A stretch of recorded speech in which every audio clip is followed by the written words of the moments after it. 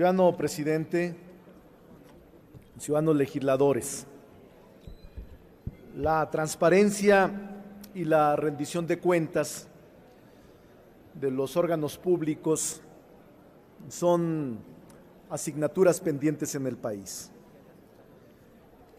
Las normas jurídicas que se creen, que vayan encaminadas a la transparencia y la rendición de cuentas, nos parecen loables. Sin embargo, en el presente caso, en la discusión de esta minuta que proviene del Senado, nos parece que el contenido es insuficiente, incompleto, incluso tibio, timorato, y lo más grave es que adolece de vicios, tiene vicios en el procedimiento legislativo. Creemos que frente a la enorme corrupción que prevalece en el país, frente a la decadencia política que se profundiza, frente al dispendio, al abuso en el uso de recursos públicos, frente a la República de la hipocresía, el país esperaba una legislación más avanzada, más firme, más congruente con los postulados que aquí he escuchado en discursos, sobre todo cuando se conmemoran eventos históricos. ¿Por qué afirmo que es incompleta, tibia, timorata, insuficiente y con vicios en el procedimiento? Porque la Constitución Política de los Estados Unidos Mexicanos, como todos lo saben, se erige como la norma fundamental de validez del sistema jurídico nacional. Los preceptos constitucionales no son obviamente de observancia voluntaria o de buena fe para los órganos del Estado. Atentos al principio de legalidad, los órganos del Estado están obligados a cumplir con la ley. Son la ley fuente de validez de sus actos. Y por eso me refiero al contenido que dispone el artículo 72 constitucional en su inciso F. El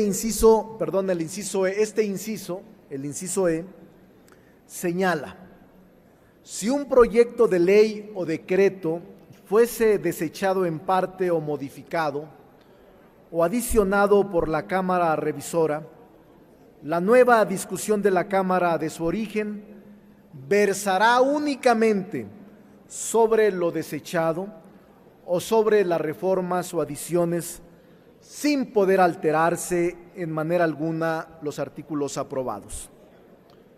De acuerdo a nuestra Carta Magna, una vez que un proyecto haya sido modificado por la Cámara Revisora, regresará a discusión a la de origen, quien de manera imperiosa deberá de concentrar su discusión únicamente sobre lo desechado o sobre las adiciones, sin poder alterar de manera alguna los artículos aprobados. Es decir, en este caso particular, la revisora pretende incluir nuevas modificaciones a la discusión, lo que vulnera el artículo 72 en su inciso E, pues aún y cuando procesalmente no es oportuna la inclusión, en esta Cámara de Diputados estamos aceptando la discusión y estamos aceptando la modificación del proyecto original en franca violación a la Constitución. Prueba de ello es que la modificación planteada al artículo 105, fracción primera, que fue discutida en el Senado, incluye dentro de las modificaciones al artículo 105 la posibilidad para que el IFAI pudiera promover controversias constitucionales en la materia que le corresponda. Es decir, altera el contenido de lo discutido y viola el Senado la Constitución al alterar el procedimiento al que estamos obligados a observar. En esta Cámara, que tuvo el carácter de revisora, se suprimió dicha facultad, recuérdenlo, por considerar que la misma ya se encuentra contenida en forma implícita en el inciso 1 de la fracción primera del citado artículo 105. En este sentido, correspondía a la colegisladora que se pronunciara respecto a tal modificación sin que la misma tuviera la facultad para incluir de nueva cuenta algún cambio a lo planteado. Sin embargo, la Cámara de Senadores de nueva cuenta efectuó modificaciones a dicho artículo, lo que vulnera, repito, el mandato constitucional al que está sometido este órgano legislativo. Igualmente es de llamar la atención que en el trámite de este asunto no es la primera violación al procedimiento que se presenta, pues el mismo fue tramitado sin que materialmente existiera una iniciativa promovida por alguno de los facultados en el artículo 71 de la Constitución. Lo anterior se afirma debido a que con la aprobación de reformas a telecomunicaciones se quedó sin materia la iniciativa promovida en relación al tema que hoy se discute, pues las modificaciones que se introdujeron al artículo 6 constitucional dejaban carente de fundamento al planteamiento primogéneo. No obstante, la Cámara de Senadores, en una clara inobservancia a la Constitución, omitió este hecho y subsanó tal vicio modificando el carácter de la iniciativa primogénea sin que existieran elementos para ello y mucho menos las facultades para operar en esta forma. Tales vicios al procedimiento constituyen un riesgo para la validez de la reforma, pues si bien se trata de una reforma constitucional de la cual el contenido no se encuentra sujeto a controles jurisdiccionales, el procedimiento en que la misma es aprobada debe y tiene que ser revisado por la Suprema Corte de Justicia de la Nación. Un simple amparo, creo yo, de cualquier ciudadano respecto a la vigencia de la norma sería suficiente para invalidar toda la reforma, pues no existen elementos que sustenten el apego a la Constitución en el proceso de discusión y aprobación de la misma. Tal cosa reviste una gravedad inusitada que nosotros estamos preocupados. Pareciera que la forma tan desasiada en que se aprobará esta reforma tiene el objetivo de dejar vulnerable el contenido de la misma, pues si bien la transparencia gubernamental es un objetivo deseable, el proceso en que se introduce a nuestra Constitución la priva de la certeza de un proceso adecuado y válido. Este asunto sentará un precedente de violación a la Constitución que atenta contra la fuente misma de validez del sistema jurídico nacional. Hoy las violaciones al proceso corresponden para incluir en la Carta Máxima, en la Carta Magna, un propósito noble.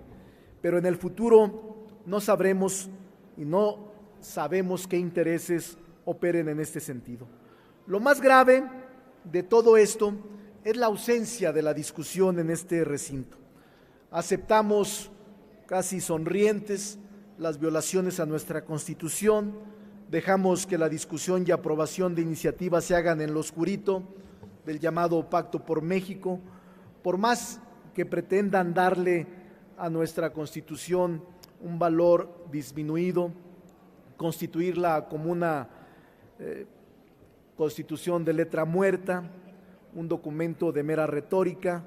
No podemos dejar de lado que se trata del fundamento de validez de todo el sistema y el instrumento programático de la nación. Su disminución tendrá como consecuencia el debilitamiento del Estado. Yo estoy preocupado, ciudadano presidente, por este procedimiento inadecuado un procedimiento que carece de validez, que tiene vicios de origen y que lamentablemente será susceptible de ser impugnado, la ley misma.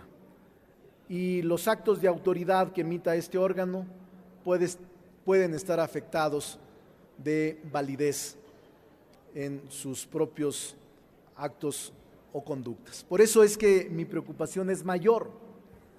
Me hubiera gustado que discutiéramos con mayor profundidad, porque les queremos decir que estamos de acuerdo con el propósito de la transparencia y la rendición de cuentas.